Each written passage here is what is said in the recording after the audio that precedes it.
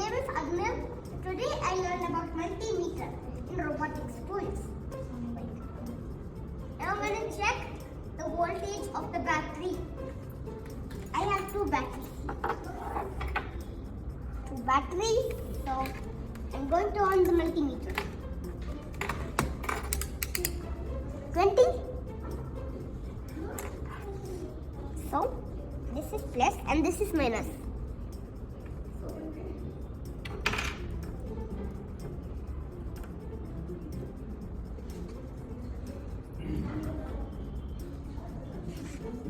Minus 75.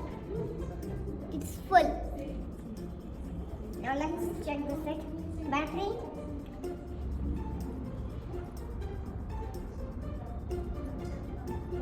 It's not really correctly.